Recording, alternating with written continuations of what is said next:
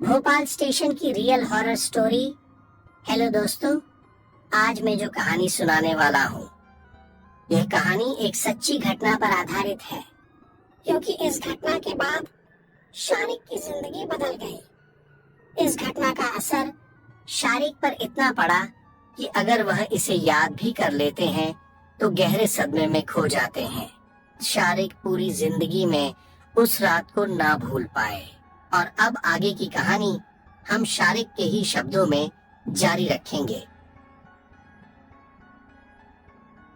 नाम शारिक खान है और मैं भोपाल जिले के सुंदर नगर एक छोटे से मोहल्ले में रहता हूँ। हमारे साथ परिवार में दादा दादी चाचा चाची सब साथ में ही रहते हैं। मेरे माता पिता भाई हम सब दिल्ली में ही रहते हैं, क्योंकि मेरे पापा का ट्रांसफर 3 साल पहले ही दिल्ली के फरीदाबाद में हुआ था और जब से ही हम दिल्ली में रहते हैं और हम साल में 1 या 2 बार पूरे परिवार के साथ भोपाल जरूर आ जाते हैं। वैसे मैं आपको ये घटना जो बताने जा रहा हूँ, यह मेरे साथ 2016 8 मार्च जब हम भोपाल से वापस अपने घर दिल्ली जा रहे थे। हमें दिल्ली के लिए ट्रेन भोपाल स्टेशन से ही पकड़नी थी और हम शाम को लगभग 7 बजे ही स्टेशन पर पहुंच गए। हमारी ट्रेन रात 10-11 बजे की थी। मैं और मेरे पिताजी हम सब स्टेशन के प्लेटफार्म पर ही बैठे हुए थे। हम लोगों ने वही खाना वगैरह सब खाया और ट्रेन का इंतजार ही कर रहे थे। मैं प्लेटफार्म पर इधर उधर घूम रहा था। मैंने देखा एक लड़की प्लेटफार्म की एक बेंच पर अकेले ही बैठी हुई थी और वो मुझे ही देख रही थी। उसको देखकर मुझे बड़ा ही अजीब लग रहा था, पर मैंने इस बात पर ज्यादा कोई ध्यान नहीं दिया और जहां मेरे घर के सभी लोग बैठे थे उसी तरफ जाने लगा। प्लेटफार्म पर भीड़ बहुत थी और मुझे भीड़ में थोड़ी बहुत बेचैनी भी महसूस होती है, इसलिए मैं फौरन पापा के पास आने लगा। मैं चल ही रहा था कि तभी मुझे लगा किसी ने मेरे कंधे पर हाथ रखा हो। मैं रुककर तुरंत पीछे पलटा, पर अब मेरे पीछे कोई नहीं था। मैंने सोचा इतनी भीड़ है और इसी भीड़ में से ही किसी का हाथ मेरे कंधों पर पड़ गया होगा, इसलिए मैं जाकर वहीं बैठ गया जहां मेरे परिवार के सब लोग बैठे थे। और थोड़ी देर में हमारी ट्रेन भी आ गई जिसमें हमें बैठकर दिल्ली जाना था। और ट्रेन आते ही पूरे स्टेशन पर भागा दौड़ी मच गई ट्रेन में बैठने के लिए और ट्रेन से भी भारी संख्या में लोग नीचे उतर रहे थे। हम भी भागकर जनरल डब्बा ढूंढ रहे थे और जैसे तैसे मैं और मेरे परिवार के लोग उसमें घुस तो गए, पर हमने अंदर देखा, अंदर बैठने तो क्या, कहीं पैर रखने की भी जगह नहीं थी। इतनी बुरी हालत थी उस जनरल बोगी में और मुझे बहुत अजीब सा महसूस हो रहा था भीड़ की वजह से। लेकिन मेरे पिताजी ने कहा जब ट्रेन चलेगी तो रास्ते में थोड़ी दूर जाते ही सीट मिल जाएगी बैठने के लिए, और ऐसा ही हुआ। थोड़ी देर में 2 स्टेशन के बाद हम सभी सीट पर बैठ गए और लगभग 12 या 1 बजे करीबन ट्रेन में अच्छी शांति भी हो गई थी और मैं भी जाकर ऊपर की सीट पर सो गया। लेकिन मेरी आंख 2 बजे खुली तो मैंने देखा बोगी में लगभग सभी लोग सो रहे थे। मैं ऊपर वाली सीट से नीचे उतरा। मैंने देखा मेरे माता पिता और भाई बहन भी सो रहे थे। मैं बाथरूम करने के लिए वॉशरूम की तरफ गया। तभी मैंने बाहर की ओर देखा तो ट्रेन किसी स्टेशन पर रुकी हुई थी और स्टेशन पर काफी चहल पहल थी। लोग इधर उधर चल रहे थे और बाहर हवा भी बड़ी अच्छी चल रही थी। इसलिए मैंने सोचा जब तक ट्रेन रुकी हुई है थोड़ी देर बाहर घूम लेता हूँ। पर मेरी नजर अचानक एक लड़की पर पड़ी जो दरवाजे पर ही खड़ी थी, और वो लड़की वही लड़की थी जिसे मैंने भोपाल स्टेशन पर देखा था। लेकिन मैं उसे इग्नोर करते हुए नीचे उतर गया। स्टेशन पर थोड़ा आगे ही गया था, तभी मैंने देखा वो लड़की मेरे पीछे पीछे ही चल रही थी, लेकिन मेरी हिम्मत नहीं हो पा रही थी कि मैं उसे टोकूं। लेकिन थोड़ी देर में वही मुझे आवाज देती हुई बोली, सुनो जरा रुको तो। मैं पीछे पलटते हुए बोला, जी। उस लड़की ने अपनी बात जारी रखते हुए कहा, आप भी इसी ट्रेन से जा रहे हैं क्या? वो मुझे ना इसी स्टेशन पर उतरना था और मुझे स्टेशन के बाहर अकेले जाने में डर सा लग रहा है, तो क्या आप मुझे बाहर तक छोड़ दोगे? उसकी बात सुनकर मैंने कहा, मुझे तो इसी ट्रेन में जाना है। पर मैंने देखा ट्रेन से बहुत सारे लोग नीचे उतरकर स्टेशन पर घूम रहे थे, तो मैंने सोचा ट्रेन यहाँ थोड़ी देर तक रुकेगी। फिर मैंने उससे कहा, हाँ चलो छोड़ दूंगा। इतना बोलकर हम स्टेशन से बाहर की ओर जाने लगे। लेकिन सच बताऊं तो मुझे भी उस स्टेशन पर डर लग रहा था। फिर भी मैं उस लड़की को बाहर तक छोड़ने चला गया। मैं यह भी सोच रहा था, चलो इसी बहाने इससे दोस्ती भी हो जाएगी, क्योंकि इसको मैंने भोपाल स्टेशन पर जब देखा था तभी से यह मुझे बहुत अच्छी भी लग रही थी। मैं आगे आगे चल रहा था और वो पीछे थी। हम थोड़ा सा ही आगे गए होंगे, तभी उस लड़की ने मेरे कंधे पर हाथ रख दिया। पर मुझे उस समय समझ नहीं आया कि मैं क्या रिएक्ट करूं। लेकिन जैसे मैंने पीछे मुड़कर उसके चेहरे की तरफ देखा तो मेरे हाथ पैर बुरी तरह कपकपाने लगे। मेरी रगों में चलता खून मानो जम सा गया हो। और फिर एकदम से मेरी चीख निकल गई, क्योंकि मैंने देखा उस लड़की का चेहरा बिल्कुल खून से लाल था। आंखें दोनों बाहर लटकी हुई थीं और एक हाथ आधा कटा हुआ था। उसके पूरे शरीर से बेपनाह खून बह रहा था। लेकिन उसको देखने के बाद मेरी बस एक ही चीख निकली थी और उसके बाद मेरा गला तुरंत ही बैठ गया, क्योंकि उस लड़की ने मेरे गले पर अपने नुकीले नाखून घुसा दिए थे। और मैंने देखा वो स्टेशन जहां अभी इतनी चहल पहल थी और लोग इधर उधर चल रहे थे, अब वो सब जैसे गायब से हो गए थे। अब स्टेशन बिल्कुल सुनसान हो गया था। चारों तरफ सिर्फ और सिर्फ अंधेरा ही था। मैं अपने घुटनों के बल नीचे बैठ गया और वह धीरे धीरे मेरा गला दबाने लगी। मेरी सांसें अब उखड़ने लगी थी। मेरा चेहरा पसीने से तरबतर हो गया। मुझे लग रहा था अब इसी पल मेरी जान निकल जाएगी। मैं बहुत बुरी तरह से तड़प रहा था और तड़पते हुए मेरी एक चीख और निकली। तभी मेरे पापा ने मुझे तुरंत पकड़ लिया और मुझको जगाया तो मैंने देखा मैं उसी ट्रेन में ही हूँ और ऊपर की सीट पर सोते हुए एक खतरनाक भयानक सपना देख रहा था। मेरे पापा ने रुमाल से मेरा चेहरा साफ किया जो पसीने से भीग रहा था। उस हल्की हल्की ठंड में भी मुझे पसीना आ रहा था। मेरी धड़कनें अभी भी दुगनी रफ्तार से धड़क रही थीं। उसके बाद मेरे पिताजी ने मुझे अपने पास ही नीचे सीट पर बैठा लिया।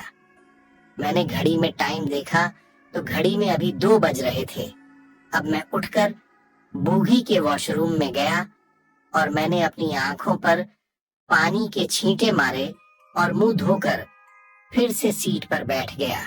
मैंने सोचा अब जितना भी सफर बचा हो सीट पर ही बैठूंगा। अब मैंने सोच लिया था सोना तो नहीं है, तो मैंने अब बचा हुआ पूरा सफर जागते हुए ही पूरा करूंगा। और सीट पर बैठकर ही मैंने पूरा सफर तय किया। जब हमारी ट्रेन फरीदाबाद स्टेशन पर रुकी और हम सभी सामान उठाकर ट्रेन से नीचे उतर ही रहे थे कि मेरी नजर सामने वाली सीट पर पड़ी तो मैंने देखा कि वो लड़की भी अपना सामान लेकर उतर रही थी, जिसको मैंने भोपाल स्टेशन पर देखा था और रात में सपने में भी देखा था। उसको देखते ही मानो मेरा दिल फिर जोर जोर से धड़कने लगा और मुझे एक अजीब सा डर लग रहा था। मैं भी अपने घर वालों के साथ चिपक कर चलने लगा। उसके बाद हम स्टेशन से बाहर पैदल ही चल रहे थे किसी ऑटो को देखने के लिए। तभी मेरे होश फिर उड़ गए, क्योंकि मैंने देखा अभी भी वो लड़की हमारे आगे आगे ही चल रही थी। इस बार मैंने अपने भाई से कहा, इसे देख, ये लड़की भोपाल स्टेशन पर भी बैठी थी और जिस ट्रेन में हम आए शायद उसी बोगी में थी। मेरी बात सुनकर मेरे भाई ने पहले तो मुझे अपनी अजीब सी निगाहों से देखा, फिर कहा, कहाँ, कौन, किसकी बात कर रहे हो? मैंने फिर अपने भाई से कहा, अरे जो सामने जा रही है। लेकिन भाई ने कहा, भैया क्या हो गया आपको? सामने तो कोई नहीं जा रहा। उसके इतना कहते ही अब मानो मेरे होश ही उड़ गए, क्योंकि वो लड़की तो मुझे अभी भी दिख रही थी। और आश्चर्य की बात तो ये थी, किसी और को क्यों नहीं दिख रही थी। लेकिन थोड़ी देर में ही पापा ने ऑटो कर लिया और हम ऑटो में बैठकर अपने घर पहुंच गए। घर पहुंचकर हमने थोड़ी साफ सफाई करी, क्योंकि घर लगभग 15 दिनों से बंद पड़ा था। साफ सफाई के बाद खाना खाकर हम सब आराम करने लगे और मैं भी अपने कमरे में जाकर लेट गया। और थोड़ी देर में मेरी आंख भी लग गई और तभी मुझे नींद में ही ऐसा महसूस हो रहा था कि मेरे बेड पर कोई और भी लेटा हुआ है और वो बहुत जोर जोर से सांसें ले रहा है और उसने एक हाथ मेरे ऊपर भी रखा हुआ है। मैंने तुरंत आंखें खोली तो मानो मेरे होश उड़ गए और उसके साथ ही मेरे मुंह से बहुत जोर से चीखने की आवाज निकली और मैं बेड से कूदकर तुरंत बाहर की तरफ भागने लगा। मैं रोता, चीखता, चिल्लाता हुआ बाहर भाग रहा था। बाहर मेरे पापा कियारी में साफ सफाई कर रहे थे। उन्होंने मुझे इस हालत में देखा तो तुरंत आकर पकड़ लिया। पापा मुझसे पूछ रहे थे, क्या हुआ शारिक बेटा, क्या हुआ? लेकिन मेरे मुंह से आवाज नहीं निकल रही थी। मैं बहुत डरा घबराया हुआ था। थोड़ी देर में ही हमारे घर के सभी लोग वहां आ गए। सब मेरे से बार बार पूछ रहे थे, क्या हुआ, क्या हुआ? पर मेरे मुंह से बस इतना ही निकला, वो लड़की अंदर है और वो मेरे कमरे में बिस्तर पर लेटी है। वो वही लड़की है। मैं साफ साफ नहीं बोल पा रहा था। हक लाते हुए मेरे मुंह से शब्द निकल रहे थे। मेरे पापा और भाई बहन सभी लोग तुरंत कमरे के अंदर भाग कर गए, लेकिन उन्होंने देखा कमरे में तो कोई भी नहीं था। कमरा तो पूरी तरह से खाली पड़ा हुआ था। सबने इधर उधर भी देखा, लेकिन कोई नहीं था और ना ही कोई बाहर भी जा सकता था, क्योंकि घर के चारों तरफ बाउंड्री लगी थी और गेट बंद था। मेरे पापा ने फिर मेरे से कहा, बेटा कोई भी तो नहीं है, कहीं तुमने शायद कोई सपना देखा होगा। रात में भी डर गए थे तुम, इतना लंबा सफर कर कर आए हैं, हम सब लोग थक गए हैं, इसलिए तुम्हें कोई वहम हुआ है। नींद में तुमने सपना देखा होगा। मम्मी पापा भाई बहन सब यही कह रहे थे कि शारिक तुमने कोई सपना ही देखा होगा। सब लोग थोड़ी देर में इधर उधर चले गए, लेकिन मैं अभी भी बहुत दहशत में था, क्योंकि मुझे पता था मैंने अभी तो कोई सपना नहीं देखा है, क्योंकि यह सपना तो नहीं हो सकता। जब मैं बेड से नीचे कूदा तभी भी मैंने देखा वो लड़की बेड पर लेटी हुई थी, जो पहले भोपाल स्टेशन में मिली थी। फिर ट्रेन में मैंने सपना देखा था और जब हम दिल्ली स्टेशन पर उतरे तब भी वो लड़की उसी ट्रेन से नीचे उतरी थी। आश्चर्य की बात तो यह थी कि वो लड़की मेरे सिवा किसी को नहीं दिख रही थी। यही सब सोचते विचार हुए दहशत के साए में पूरा दिन तो खत्म हो गया और रात को जब सब लोगों ने खाना खाया और अपने अपने कमरे में सोने को चले गए और मैं भी अपने कमरे में चला गया, मैंने कमरे का दरवाजा बंद करा और बेड पर लेटा। मेरे कमरे की लाइट भी जल रही थी। मैं अपने फोन में कुछ काम कर रहा था। लगभग 1 घंटे बाद, यानी समय 11 हो रहा होगा, तब मैंने सोचा अब लाइट बंद करके सो जाता हूँ। मैं बेड से उठा और लाइट बंद करने के लिए गया। तभी मैंने सुना कोई मेरे कमरे की खिड़की बजा रहा है। खिड़की बजाने की आवाज बड़ी जोर जोर से आ रही थी। मैंने तुरंत खिड़की की तरफ देखा तो मैं फिर बुरी तरह दंग रह गया। मेरे होश उड़ गए क्योंकि मैंने देखा बाहर वही लड़की खिड़की बजा रही थी। वो अपने एक हाथ से और उसका एक हाथ कटा हुआ था और बाल आगे को बिखरे हुए थे। मेरी नजर उस पर ही थी और मेरे हाथ में मोबाइल फोन भी था। मैंने तुरंत अपने पापा को फोन करा और कहा, पापा मुझे डर लग रहा है, अब वो मेरे कमरे के बाहर खड़ी है। मैंने इतना ही बोला था और मेरे पापा ने भी देरी नहीं लगाई और तुरंत मेरे कमरे पर आकर बोले, खोलो दरवाजा शारिक। मैंने भी तुरंत दरवाजा खोल और डरा सहमा हुआ पापा से लिपट कर रोने लगा। मेरे पापा ने कहा, यहाँ कोई नहीं है। पापा से कहा, बाहर है देखो, खिड़की के पास। मेरे पापा ने जैसे ही खिड़की के बाहर की तरह देखा, उन्हें वो नजर नहीं आ रही थी और मैं भी उस समय पापा के साथ ही खड़ा था और वो मुझे अभी भी साफ साफ दिख रही थी। लेकिन आश्चर्य की बात तो यह है, जब मैं कमरे के अंदर था तब मुझे वो बड़ी विचित्र हालत में दिख रही थी।